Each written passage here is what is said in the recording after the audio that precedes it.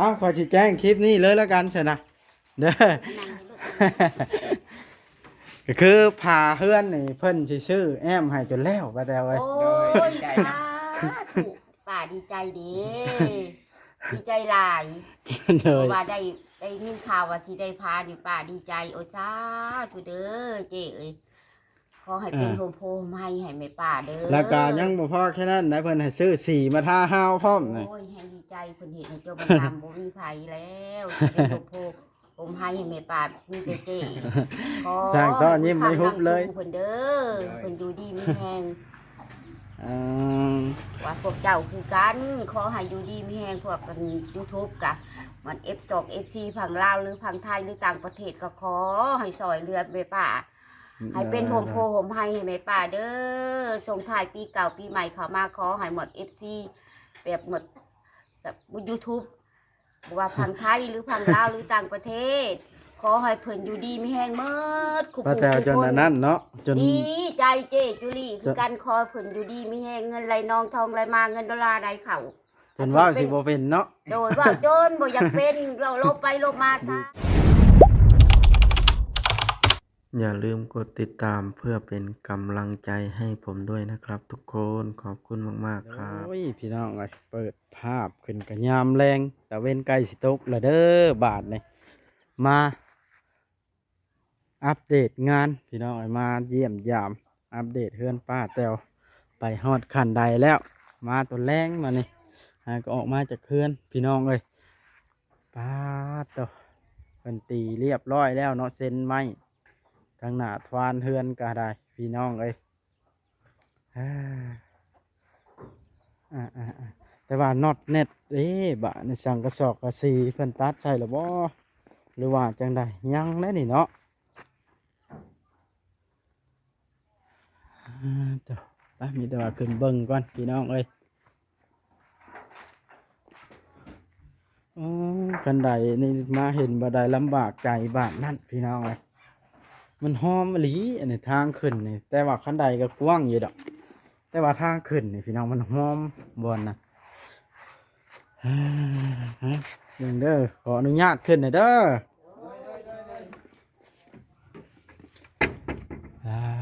ต่อเฮ็ดหยังเนาะอันนี้วางหนังพื้นหนังไผ่กับเฮือนหับแขกกันเดียวกันบ่เนาะอันนี้นั่นบ่นอนเพิ่นสบายดีเด้อสร้างต่อเด้อเป็นอะไรเรียบร้อยวัดบ่บ้านนี่ เรียบร้อยเส้นทวนนี่ตีเรียบร้อยนี่ อ๋อ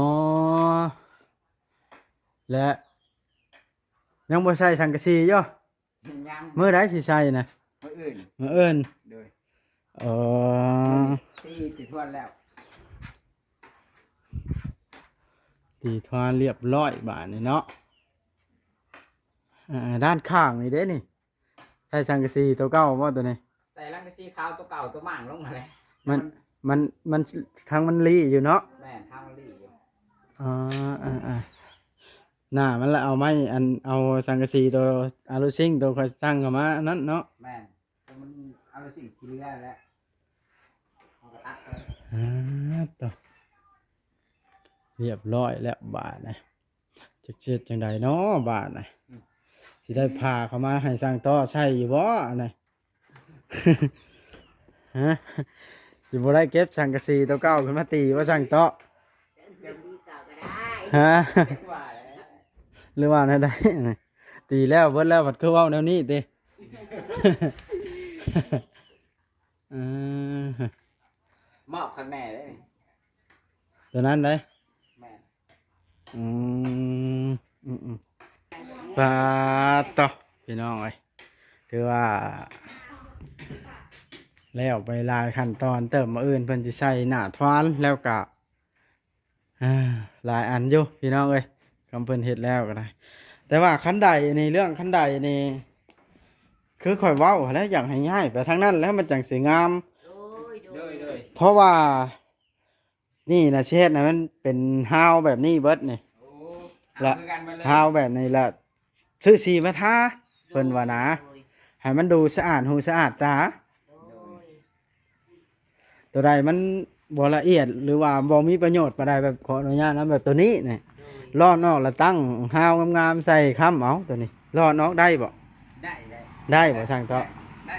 เพราะว่ามันบ่มีประโยชน์หยังเด้อันนี้ค่อยเบิ่งเลยเพราะว่ามันประโยชน์ของมันคือค้ำซื่อ แม่นคำสิ ๆเดี๋ยวเฮาค้ำใส่อันนี้ก็ได้นี่ แม่น เนาะ โดย แม่นแล้วว่าช่างเถาะ แม่น มันจังเวลาเฮาทาสีทาหยังล่ะมันจังสิอาดตาแหน่หรือว่าในใดนี่ งามแล้วเวลานอกอะไรถ้าสีใช้มันจะสะอาดตา ทาสีใส่ฮาวนี้ แม่น นะ ใช้อันนี้มันละสะอาดเลยนะ เพราะว่าทางนั้นก็เฮ็ดฮาวใส่แล้วก็คันไดพร้อม มันก็สิดู มีสง่าราศีขึ้นแน่เฮือนซานก็ได้ ว่า เอ้าขอสิแจ้งคลิปนี้เลยแล้วกันใช่นะเด้อ ก็คือพาเฮือนนี่เพิ่นสิซื้อแอมให้จนแล้วว่าแต่เว้ย โอ้ยสาธุป้าดีใจเดีดีใจหลาย เล เพ ย ราะว่าได้ยินข่าวว่าสิได้พานี่ป้าดีใจโอ้สาธุเด้อเจ้เอ้ยขอให้เป็นโฮมโพมให้แม่ป้าเด้อ แล้วก็ยังบ่พอแค่นั้นนะเพิ่นให้ซื้อสีมาทาฮาวพร้อมนี่ โอ้ยให้ดีใจเพิ่นเห็นในเจ้าบังคับบ่มีไผแล้วเป็นโฮมโพผมให้แม่ป้ามีแต่เจ้ขอ สร้างก็ยิ้มไม่หุบเลย เพิ่นเด้อเพิ่นอยู่ดีมีแฮง อืม ว่าพวกเจ้าคือกันขอให้อยู่ดีมีแฮงพวกกัน YouTube กะ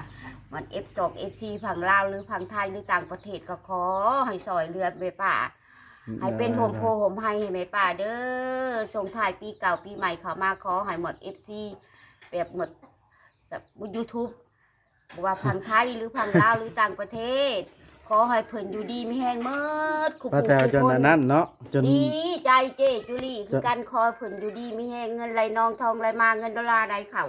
จนว่าสิบ่เป็นเนาะ โดยว่าจนบ่อยากเป็นเราลบไปลบมา ดี ซา ใจ ถูกผิดแม่นพี่สังก็ อ่ะ ขอโทษขออภัยเด้อ เดี๋ยว สา เอามีแต่ว่าตามคอยเว้าหั่นละเด้อ โดย อยากให้โพดิฟายจุดที่มันบ่อันสะอาดตาออกไปละเฮาใช้ฮาวคือกันนี่แหละทาสีเฮ็ดทางใดขึ้นทางนั้นเฮือนครัวก็อยากให้เอาตามป้าแตวเว้าแล้วลงไปดังอยู่ล้าง ป้าสิเอา มันจัง ลอื่ เป็นบ่อนรับแขกเด้ โดย เพราะว่าอยู่นี่ใส่ฮาวคักแล้วเด้เนาะ โดย คันสมมุติว่า เล่มเก่าไม้เก่าตัวนั้นได้เราเอาไปใส่ฮาวข้างนั้นพร้อมนะคือให้เฮาเว้าตอนนั้นเด้ โดย ว่าอยากให้ใส่ฮาวนะให้มันงาม เพราะว่าเพิ่นก็ให้ซื้อสีเข้ามาเด้ โดย ซื้อสีเข้ามาทาพร้อมพาเฮือนให้จนแล้วพร้อมเพิ่นว่าโอ้ยว่าก็คือว่าสาธุเด้อว่าเป็นบุญของป้าแต๋ว สาธุป้าก็คืออยู่ป้าว่าแล้วตัวเดี๋ยวนี้นี่ป้าก็สิผูกแขนใช้ผ้าขาวป้าสิแต่งขันหาคารวะโซมาเพิ่น ที่เพื่อเป็นโฮมโพโฮมให้แม่ป้ายังสีเห็ดอยู่ เนย แม่ป้า เน คือย ความดีความงามของเพิ่นขอให้เพิ่นเป็นโฮมโพโฮมให้แม่ป้าตลอดไปขอให้เบิ่งให้แยงสาธุนกจะเก้าเท่าแถวหัวป้าแม่ป้าได้สนิทกับแม่ป้าดีใจบ่ให้เว้า เนยถือว่า บ่มีภัยอีกเหตุให้เฮาจำนี้มี ถื แต่ อว่า เจ บ่ธรรมดาเนาะ บ่ได้ธรรมดาใจดีที่สุดในโลกนี่ จะว่าเท่าไรงบนี่ขนาดเบิด ทั้งพาทั้งหยังในตกอยู่30ปลายล้านแล้วได้นี่ ป้าบ่มีปัญญา ยั ยัง บ่ได้สีซ้ำหันก็ได้ โดยสาธุยังว่า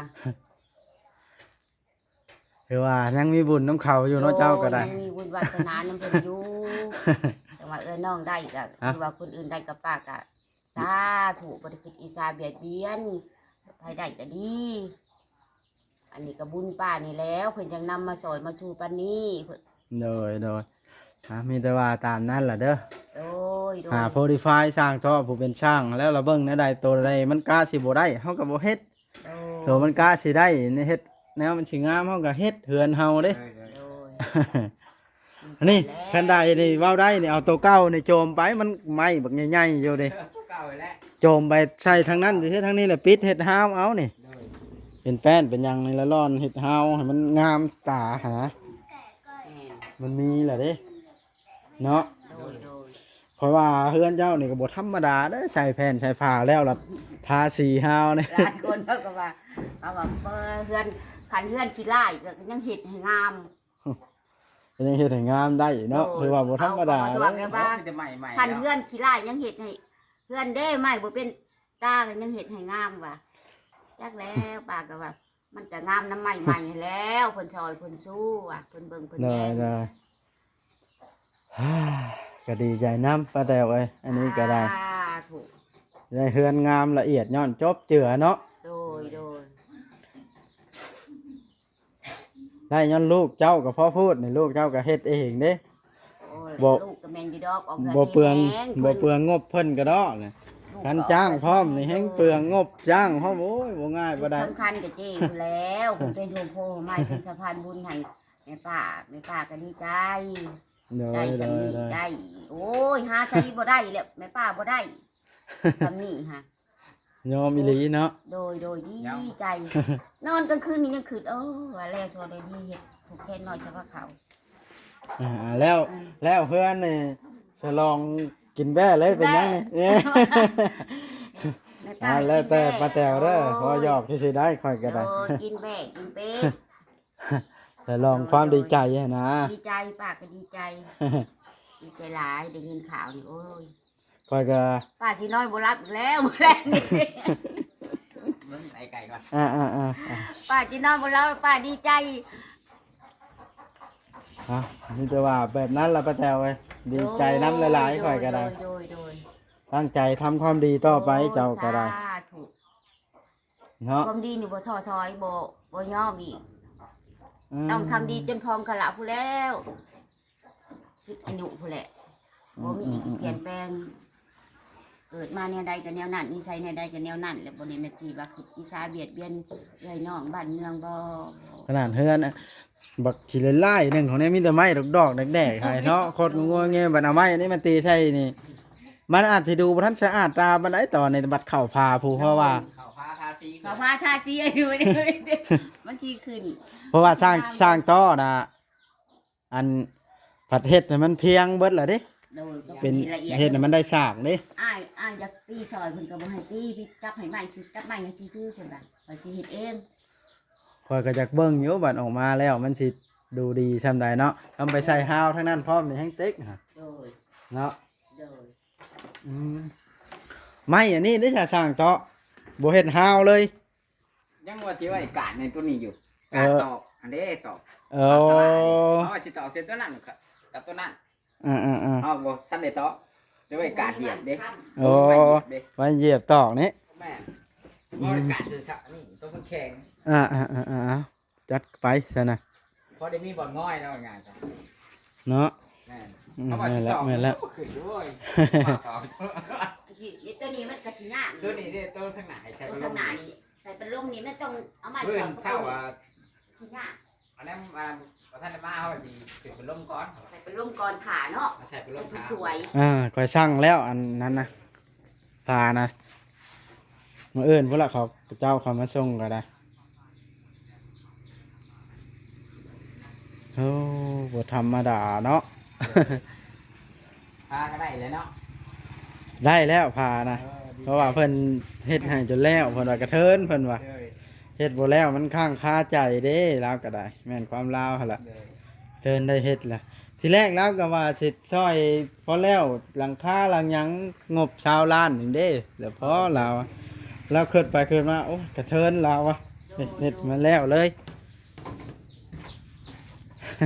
ให้ความดีกันได้แหละเดี๋ยวกัน อ้าว บัดขั้นห้องแล้วพวกตู้อย่างหนึงเข้าในห้องได้นี่ฮาวด้านนี้ก็สิได้ทาสีนี่เนาะ โดย ว่ามันเป็นฮาวหอบเบ่ได้กันได้เฮาก็สิเปลี่ยนออกเฮ็ดฮาวคือกันแบบบ้านนั้นเด้ มันก็สีงามเป็นเฮือนตึงสีองต้องอยู่นะ เนาะง่ายๆใช่มีแต่ว่าขอสิจบคลิปแล้วขอพาไปเรียกทั้งอื่นมันค่ำแล้วนี่ โดย ขอสิให้ป้าแตวให้พรเอื้อยจุลี่เพิ่นงามๆอีกจักครั้งหนึง โด บาย ทหนึงนะ ขอมกขอบใจเด้อเจเอ้ยได้ยินข่าวว่าซื้อแผ่นชลาให้แม่ป้าขอให้เจอยู่ดีมีแห้งเด้อมีสุขภาพเข้มแข็งเงินไหลนองทองไหลมาเงินดอลลาร์ไหลเขาเด้อขอให้เป็นโฮมโพโฮมไฮให้แม่ป้าเด้อขอให้สิ่งทั้งชิดทั้งหลายคุ้มครองเจเด้อบ่ให้มีเจ็บมีไข้ขอให้มีแต่โชคแต่ลาภสาธุ อ้าวนบเด้อเอ้ยจุลีเด้อเอาบุญที่เอ้ยได้สร้างมาเพิ่นก็มีบุญหลายแล้วเพิ่นจังรวยปานนี้เนาะ โด เพิ่น ย จัง โอ้ มีเงิน เพิ่นใจกว้างอะไร เพิ่น ชาติตะกี้แต่สมัยก่อนจังไสเพิ่นเฮ็ดบุญหลาย โดย ปีนี้เพิ่นยังมาเฮ็ดหลายอยู่ชาตินี้ก็ได้อยู่เซโปนเฮ็ดหยังเฮือนเป็นเท่าไร10หลังละเพิ่นเฮ็ด แม่นก็ได้ป้าก็เบิ่งในคลิปยังก็หลายหลัง โอ้ยเพิ่นใจกว้างสาธุขอให้เพิ่นอยู่ดีมีแฮง เลยมีแต่ว่าแนวนั้นแหละได้ทางต่อเด้อดีใจน้ำได้ครบแล้วเพื่อนบ้านเนี่ย ป้าก็ดีใจป้าก็นอนบ่หลับแต่มื้อแลง เอาพี่น้องโอเคคลิปนี้ก็สิได้ขอจบคลิปลงเพียงเท่านี้ซะก่อนเด้อพี่น้องเด้อทางหมู่บ้านเองก็สิได้ขอโตวกันมันค่ำแล้วสิไปหลายทางเนี่ยเนาะก็ออกมาค่ำพี่น้องไอ้มานี่รถอันหัวแว่จอดรถเบิดช่องตีน เลยเบิดเงินยอด200,000กินนี่ตีละแสน โอ้แพงเนาะ แม่นจอดสองตีนมันหัวจะมันไปเหยียบหยังมันเหยียบเนาะช่างเพิ่นว่าก็เลยหัวโอเคพี่น้องอยู่ดีมีแห้งเบัดสุขุสุขคนเด้อที่เข้ามาเบิ่งมาชมคลิปของบ่บัดจังใดก็ขอให้ทุกท่านสุขกายสบายใจอยู่ดีมีแห้งเด้อคลิปหน้าพบกันสบายดีสบายดีปะ สบายดี อ้าว